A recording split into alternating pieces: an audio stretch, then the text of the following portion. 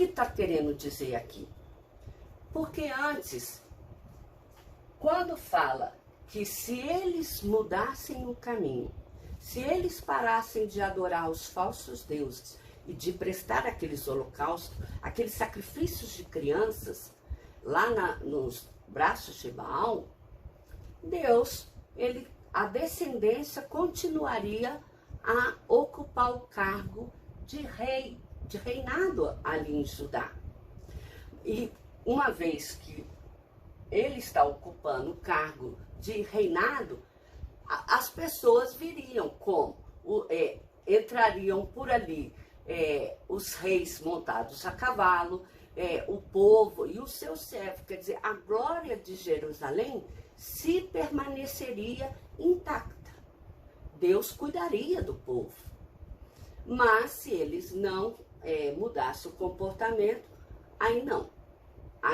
Acabaria ali toda a glória do rei de Judá, inclusive da sua descendência.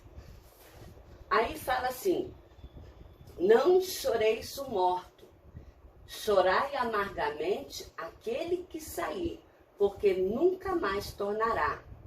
Acerca de Salum, filho de Josias, rei de Judá, jamais tornará para ali, para aquele lugar, para onde o levaram cativo, morrerá, e nunca mais verá essa terra.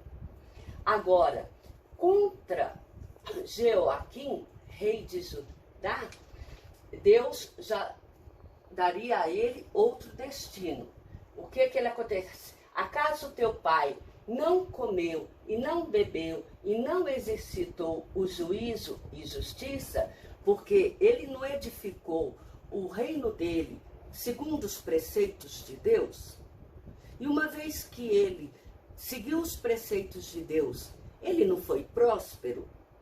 Por que que o novo rei que estava ali querendo tomar conta do lugar do seu pai antigamente tomava, que era Jeoaquim, por que que ele agora teria que ter mais bens do que o pai, sendo que os olhos dele e o coração não atentaram para os dizeres do Senhor, não atentaram pelo menos pelo exemplo do pai, que julgava com justiça, julgava de forma observando os direitos das pessoas.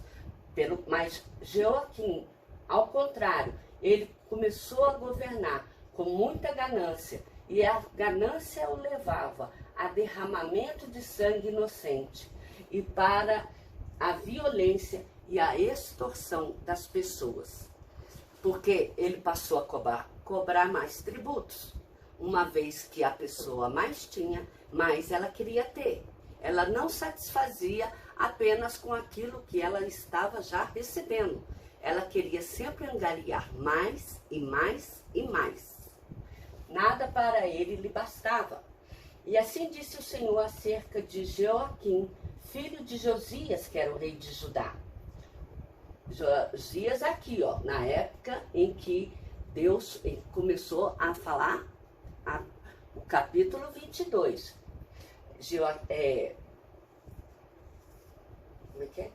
Jeoaquim, filho de Josias, rei de Judá.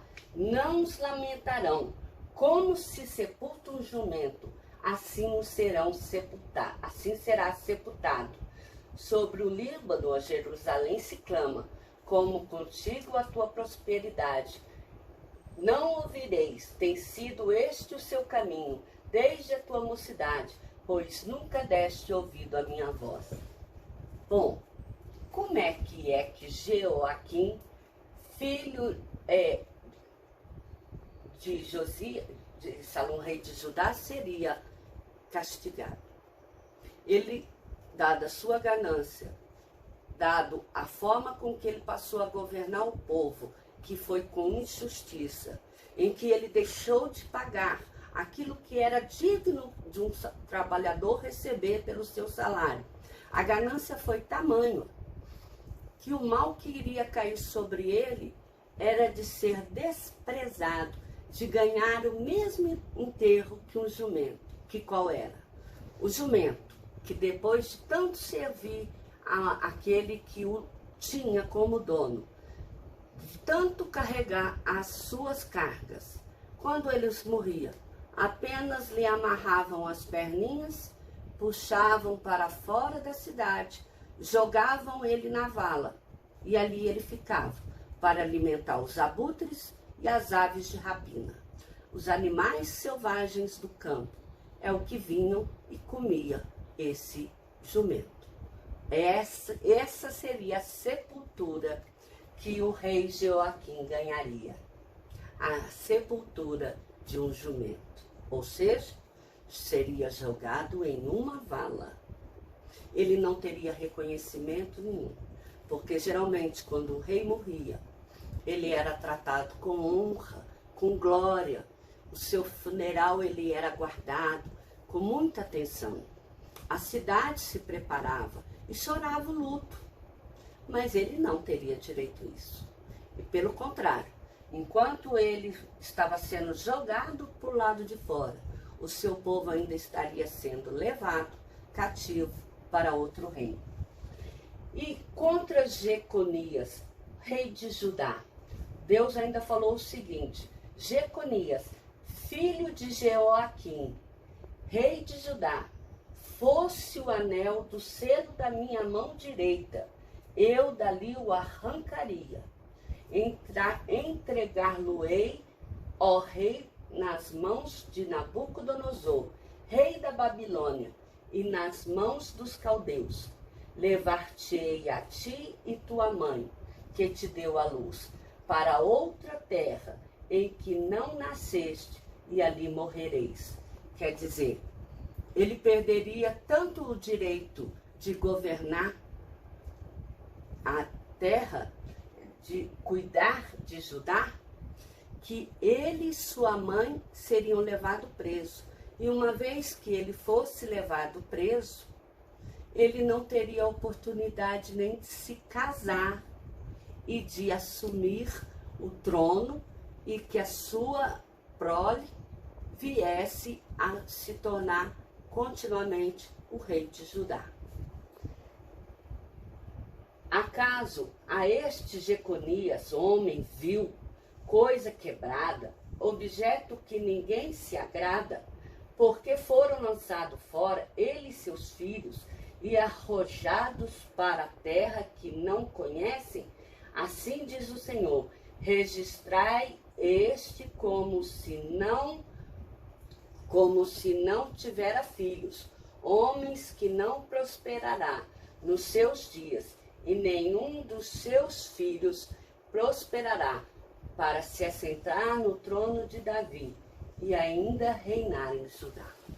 Quer dizer, acabou-se ali a descendência de reis de Judá que vinham desde lá do deserto, quando caminhavam com Deus.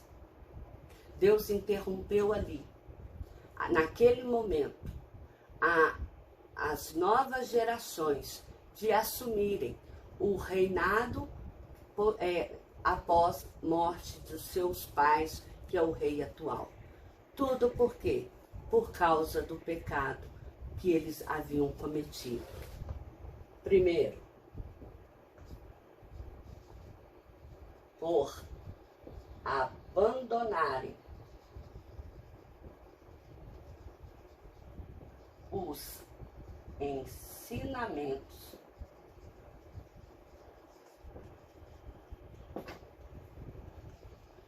de Deus aos seus pais. Esses pais aqui quer dizer antecessores, né?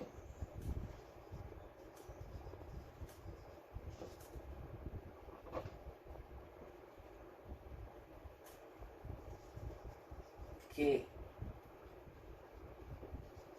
andaram pelo deserto com Deus. Segundo, por adorarem falsos deuses. Terceiro, por sacrificarem inocentes a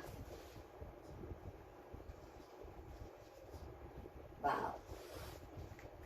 Então, eu espero que nós possamos observar que a partir daqui, cada vez mais, a situação de Israel e de Judá vai ficar muito triste, porque Jerusalém já não existirá mais, ela será destruída, por causa que Nabucodonosor, ela colocará fogo naquela terra e fará com que a cidade venha à ruína.